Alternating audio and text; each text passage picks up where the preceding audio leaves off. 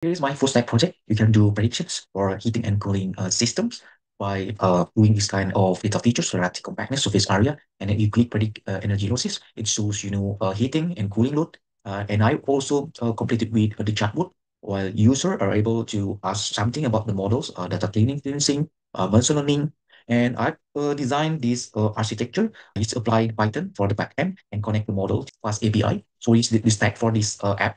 So I trained the model of machine learning using advanced regulations. And after evaluating the model of machine learning, I pick up the best model in TTL. And after that, using this XGBoost, I connect to the front end while I used to apply the React JavaScript is for the front end components. And I arrange a lot of, the pages, multi-pages interactions and deploy using Vercel. Let's carry on. And here's the insight. So when it comes to, changing like the predictors, and then, yeah, he's like, a simple and modern design. I want to enhance the user experience and to increase their engagement and understandability. Even they can ask something about the model here. For instance, explain about the model of XGBoost.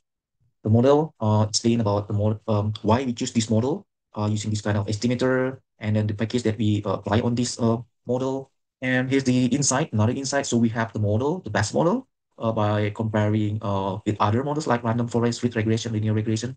So as XGBoost produce the lower root mean square errors, so that's why we pick up as the best model.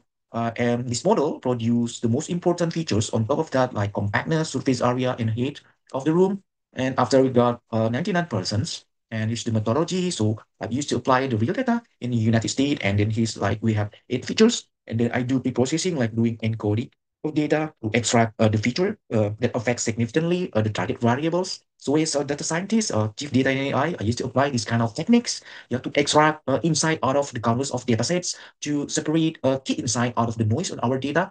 Um, and then here's the insight for the XGBoost. So we have XGBoost multi-output with 400 case estimator.